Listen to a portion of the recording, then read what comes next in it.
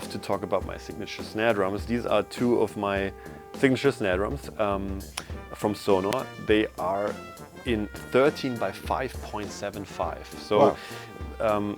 What I did was... It's not a regular size. No, it's a little bit unusual, but it's great. I got... It started like almost 20 years ago where I got a 13 by 6.5, I think, from Sonor.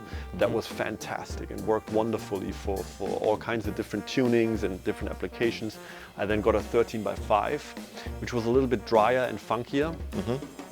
And I then realized I was only using those two snare drums. I had a couple of vintage snare drums, I had different snare drums, but these became my go-to snare drums. And I was fascinated with that. And then I asked them whether they could make an in-between between a 13 by 5 and a 13 by 6.5, which then comes out to 13 by 5.75. And I was blown away because the tunability of it, the response of it, it has enough bottom and bass if you want to, but it can be very funky and clear. So it's kind of was the best of both worlds in every possible way. It's very easy to tune. It's actually very hard to make this drum sound bad. It's like it's you just put heads on it and tune it up a little bit, and it never sounds like very dissonant or something. With some other snares you get a like sometimes like the vibrato kind of weird. Like this always sounds very I love it, and it's very easy to tune. I will just demonstrate like 2-3 different tunings.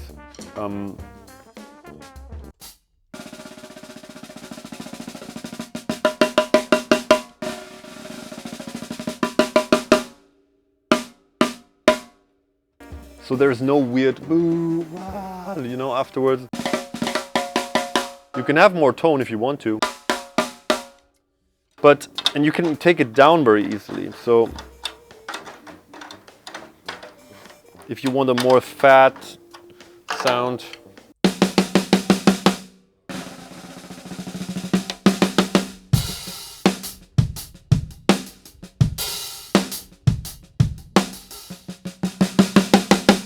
still has all the dynamic, doesn't sound weird or anything. I can see some muffler there, there's like on the both side. Yes, let me just take it back up. So what we then also have is the internal dampeners. So if you can just twist it, put it up, and you can actually see it on top. Let me show it to you. So, do you see that? Like the little, there is like a cymbal felt here that you can engage or disengage, and then there is a sheep wool here, but it's vegan sheep, so to speak. It's not no sheep had to suffer for this, but so you have two different grades of like dampening, and actually with the combinations you have a couple, so you can of course combine both of them. You can just use one of them each, and by that you get a very nice, very reliable and consistent way of dampening, because sometimes when you dampen, you then tune differently, you dampen it differently, you take it away. Maybe you liked it better before, but then you don't come back to the exact thing where you were before. And with this, it's always very reliable. I checked out like which position it should be. We call it the monorail dampener, and it's only on my snares. And not to forget, there are two different flavors of it. So there are two different basic kind of materials. This is a brass shell. Very traditional, kind of wonderful, warm, metal sounding brass. Has a little bit clawing if you want to, you know, has this New Orleans kind of.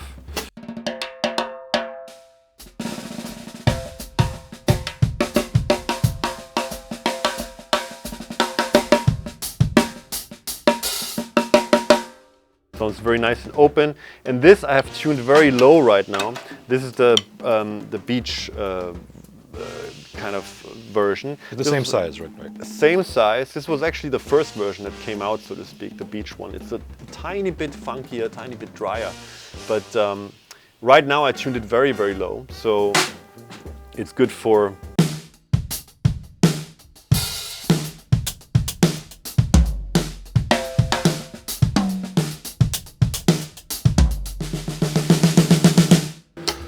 know, very fat sounding. It's the old snare head trick. Just put it on there to get a deeper, kind of a little bit deeper pitch.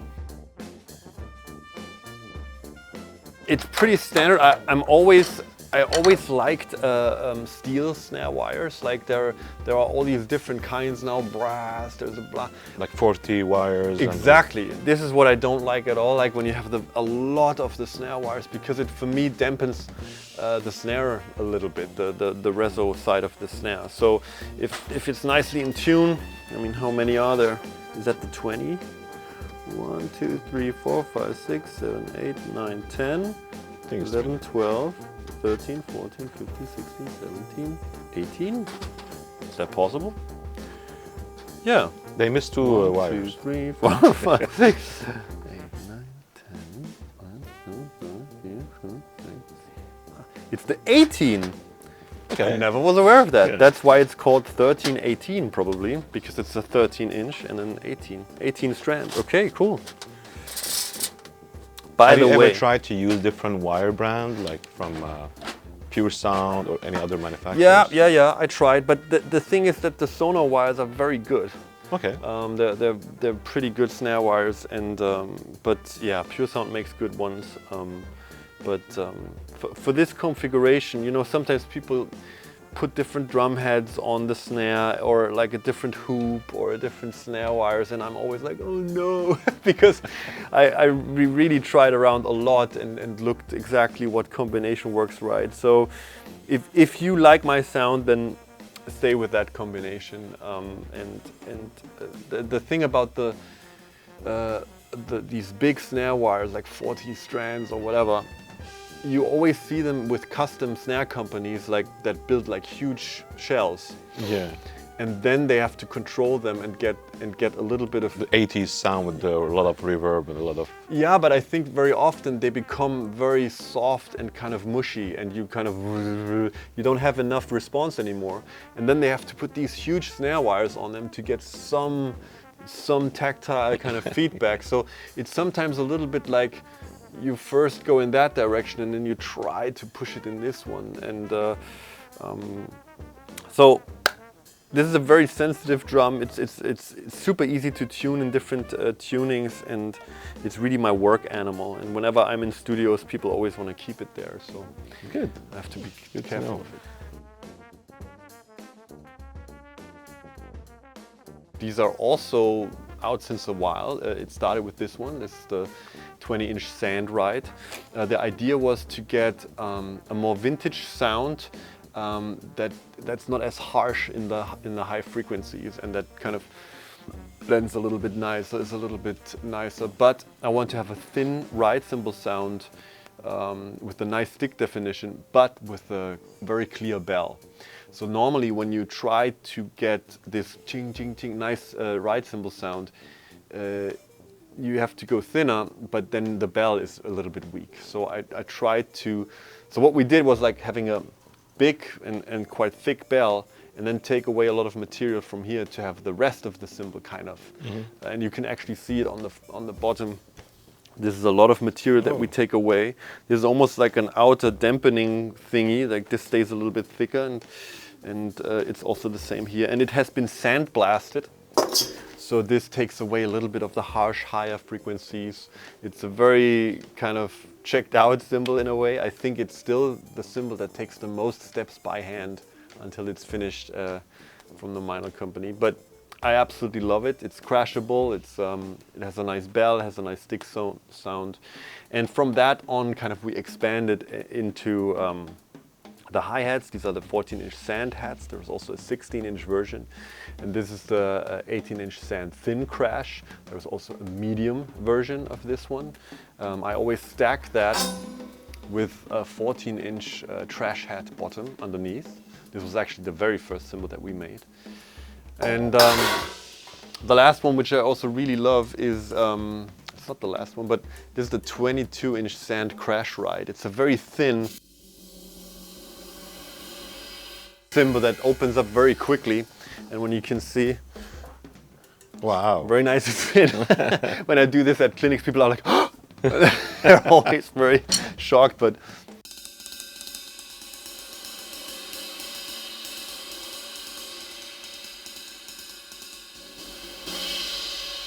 great as a mighty crash, it's great as a wonderful jazz ride.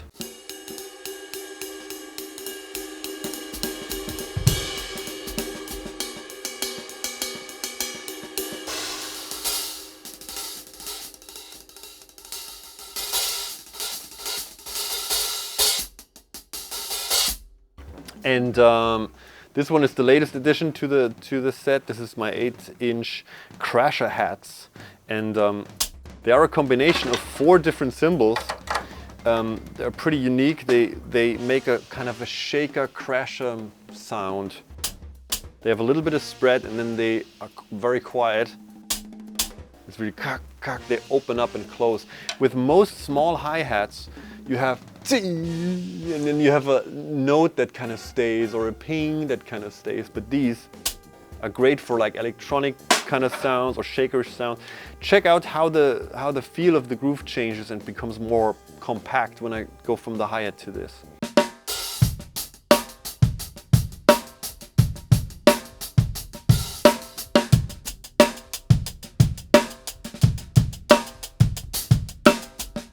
They're really great for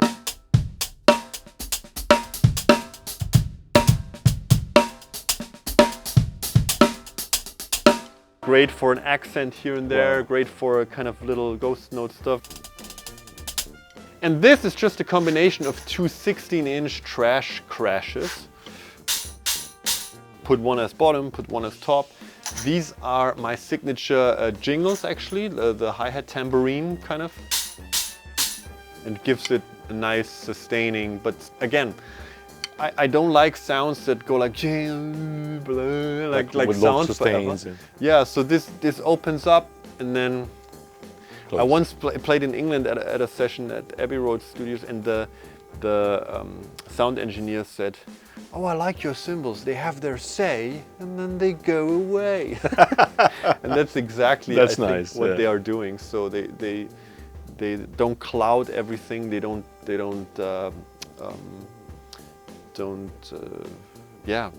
are not noisy. They have their thing, and then they become quiet again. And that makes for a very transparent sound, and you can use compression, and you can use nice room mics without their own. Most probably the singers were going to be happy on the small stages. Yeah, absolutely as well. They're just not so loud, not so harsh. I really like it, and it's great to have them as a set, because then you really have like these cymbals that fit together. I think MEINL also sells them in sets if you want to, but correct. So the sticks that I use are these. These are my signature sticks. They are an in-between between a 5A and a 5B, I would say.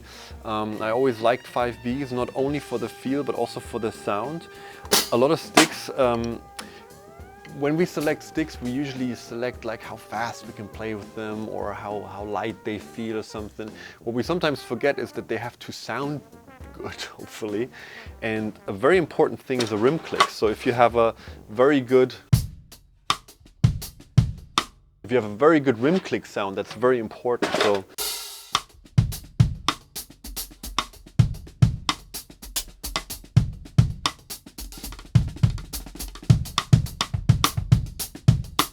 a click that is loud enough that it can compete with the hi-hat, because it's just for recording engineers a nightmare if the click isn't kind of present enough. Correct. And the tip is very important for the cymbal sound.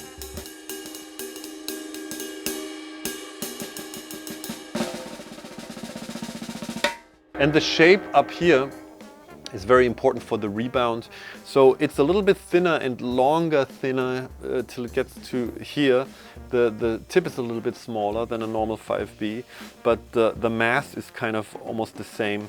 So you get the sound that you want, but the playability is a little bit lighter and bouncier than you would maybe expect, and the cymbal sound is a little bit sweeter because the tips are smaller. I actually filed and grinded myself a little bit with sticks and stuff and sent things back and forth to Vic Firth. But they do a great job, and I'm really happy with those.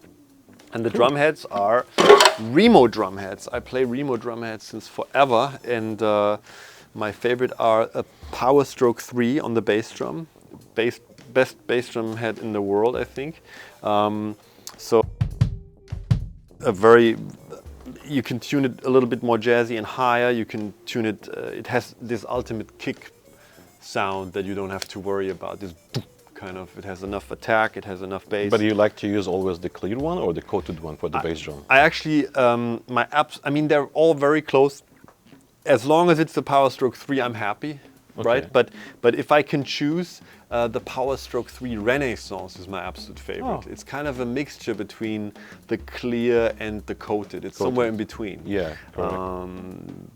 But the Power Stroke 3, that's the most important thing. I use Emperor coated heads on the toms, on the top.